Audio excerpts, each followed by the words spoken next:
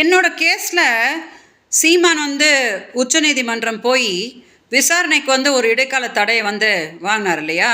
நீதிபதிகள் சொன்னாங்க, இந்த மாதிரி விஜயலட்சுமிக்கு ஒரு இழப்பீடு கொடுங்க அப்படின்னு சொல்கிறாங்க. சீமானோட வழக்கறிஞர் சொல்கிறாங்க, ஆமாம் நாங்கள் அதை தான் பேசிக்கிட்டு இருக்கிறோம், நாங்கள் உறுதியாக பண்ணுவோம் அப்படின்னு சொல்லி அந்த ஆர்டர் வாங்குகிறாங்க.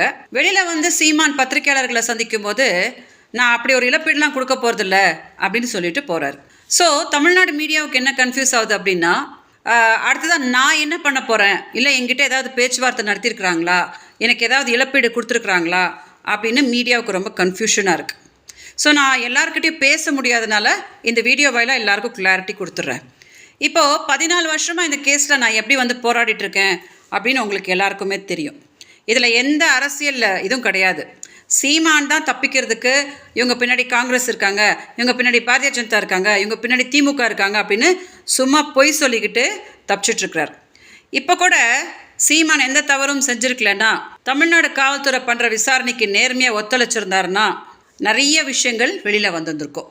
அடுத்ததான் நிறைய உண்மைகள் வெளியில் வரப்போகுது அப்படின்ற பயந்து தான் உடனே சுப்ரீம் கோர்ட்டு போய் அங்கே ஒரு ஸ்டே கொண்டு அவர் வெளியில் மீடியா கிட்ட அவள் ஒரு பாலியல் தொழிலாளி, என்கிட்ட வீடியோஸ்லாம் இருக்குது அப்படின்னு சொல்லிட்டு என்ன மறைமுகமாக த்ரெட்டன் பண்ண பார்க்குறாருன்னா, அப்படி சொல்லிட்டா நான் பயந்து போய் ஃபர்தர் இந்த கேஸில் நான் எதுவும் போராட மாட்டேன், அப்போ தானாக இந்த கேஸ் அப்படியே முடிஞ்சு போய் எல்லாரும் இதை கொஞ்ச நாள் பேசிட்டு மறந்துடுவாங்க அப்படின்னு சீமான் ஒரு கணக்கு போடுறார்.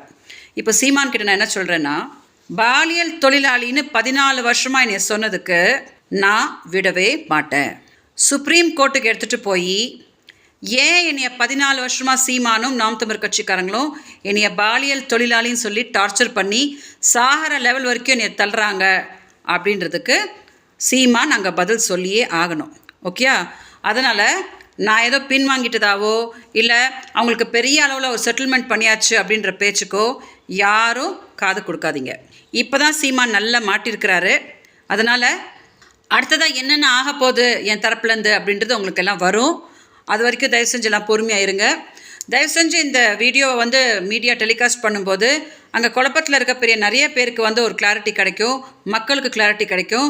ஸோ சீமான்கிட்டையும் நான் என்ன சொல்கிறேன் அப்படின்னா, என் வாழ்க்கையை சீரழிச்சிட்டு கடைசியாக சுப்ரீம் கோர்ட்டு போயிட்டு ஒரு ஸ்டே கொண்டு இவங்க பின்னாடி திமுக இருக்கிறாங்க அப்படின்னு சொல்லிட்டு வித்தை காட்டிட்டு போகிறதுக்கு நான் போராடிட்டு. ஓகே, எனக்கு கிடைக்க வேண்டிய நியாயத்தை கிடைக்க வரைக்கும் நான் சுப்ரீம் கோர்ட் என்ன சீமான் எங்கே போனாலும் நான் பின்னாடியே போய் போராடுவேன் அப்படின்னு உறுதியாக இந்த வீடியோவில் நான் தெளிவுபடுத்துகிறேன். ஸோ தயவு செஞ்சு மீடியா இந்த வீடியோவை கொஞ்சம் டெலிகாஸ்ட் பண்ணுங்கள். வணக்கம்.